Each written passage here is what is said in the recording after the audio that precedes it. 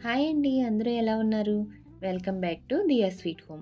ఈరోజు వీడియోలో పల్లీ చిక్కీని ఎలా తయారు చేసుకోవాలో చూద్దాము. ఈ పల్లీ చిక్కీ మనం షాప్‌లో చేసిన విధంగానే ఇంట్లో కూడా తయారు చేసుకోవచ్చు. చాలా టేస్టీగా ఉంటుంది. చేయటం కూడా చాలా ఈజీ. ఇప్పుడు నేను చెప్పబోయే ఈ కొలతలతోటి ఒకసారి ట్రై చేసి చూడండి. చాలా క్రిస్పీగా, చాలా టేస్టీగా వస్తుంది.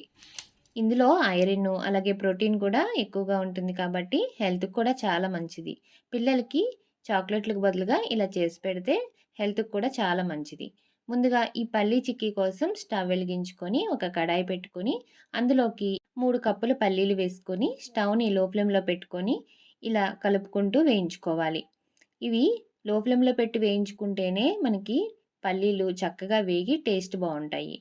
పప్పు పైన ఇలా పొట్టు ఈజీగా వచ్చేంత వరకు మనం వేయించుకోవాలి.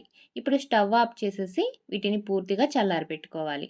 చల్లారిన తర్వాత ఇలా చేత్తోటి ఈ పప్పులన్నిటిని ఈ విధంగా నలిపితే చక్కగా పొట్టంతా ఊడొచ్చేస్తుంది. అలాగే ఈ పల్లీల్ని 2 బద్దలుగా చేసుకుంటే టేస్ట్ బావుంటుంది పల్లీ చిక్కీకి. ఇప్పుడు ఈ పల్లీల్ని, పొట్టుని సెపరేట్ చేసుకోవాలి. మీకు పల్లీల పైన పొట్టు తీయడం ఇష్టం లేకపోతే పొట్టు తీయకుండా కూడా పల్లీలతోటి చిక్కీ చేసుకోవచ్చు. ఇప్పుడు నేను చూపించిన విధంగా ఇలా గరిటెతోటి మీరు పొట్టినిను పల్లీల్ని సపరేట్ చేసుకోవచ్చు.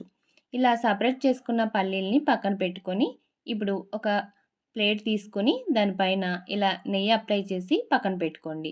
ఆ తర్వాత స్టవ్ వెలిగించి ఒక కడాయి పెట్టుకొని అందులోకి మనం ఏ కప్పుతో అయితే పల్లీలు తీసుకున్నామో అదే కప్పుతో 2 కప్పులు బెల్లం వేసుకోవాలి.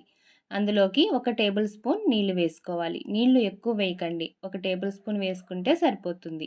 ఇలా కొంచెం బెల్లం కరిగిన తర్వాత బెల్లాన్ని ఒకసారి వడకట్టుకోండి. ఇసుక కానీ గడ్డి పరకలు కానీ ఏమన్నా ఉన్నా కూడా మనకి పల్లి చిక్కీలోకి రాకుండా ఉంటుంది. ఇప్పుడు ఒకసారి గిన్నె కడిగేసి ఇప్పుడు వడపోసిన పాకాన్ని కడాయిలో వేసుకొని ఇలా ఉడికించుకోవాలి. ఇలా ఉడుకుతున్నప్పుడే ఒక టేబుల్ స్పూన్ నెయ్యి వేసుకుంటే పల్లీ చిక్కీ టేస్ట్ బాగుంటుంది. మంచి షైనింగ్ కూడా వస్తుంది. మధ్య మధ్యన పాకాన్ని చెక్ చేసుకుంటూ ఉండాలి. పాకం అనేది ఇప్పుడు నేను చూపిస్తున్నట్లు ఇలా టక్మని సౌండ్ వచ్చేంత వరకు ఉడికించుకోవాలి. ఇలా ఉడికిన తర్వాత స్టవ్ ఆఫ్ చేసేసుకొని వెంటనే మనం ఇంతకుముందే రెడీ చేసి పెట్టుకున్న పల్లీల్ని ఈ పాకంలో వేసి బాగా కలుపుకోవాలి. ఈ పల్లీలన్నీ పాకంలో ఈ విధంగా కలిసేలాగా కలుపుకొని ఆ తర్వాత మనం ఇంతకుముందే ప్లేట్ పైన నెయ్యి రాసి పెట్టుకున్నాం కదా.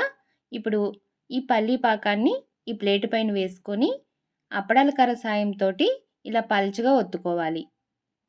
లేదంటే గరిటెతో అయినా సరే. ఇలా పల్చగా ఒత్తుకున్న తర్వాత చాకు తీసుకుని ఇలా ఘాట్లు పెట్టుకుంటే మనకి పల్లీ చిక్కీ ఆరిపోయిన తర్వాత ఈజీగా వస్తుంది.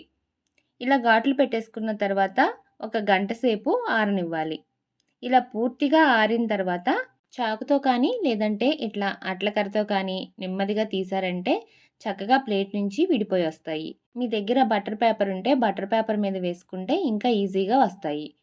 చూసారు కదా పల్లీ చిక్కీ ఎంత బాగా వచ్చిందో.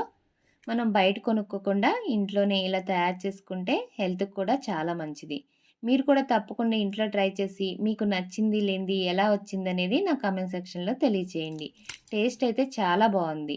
అలాగే ఈ వీడియో కనుక నచ్చితే ఒక లైక్ ఇవ్వటం మాత్రం మర్చిపోకండి. నా ఛానల్‌ని ఎవరైనా కొత్తగా చూస్తుంటే సబ్స్క్రైబ్ చేసుకొని పక్కనే బెల్ ఐకాన్ కూడా క్లిక్ చేయండి. Thank you for watching.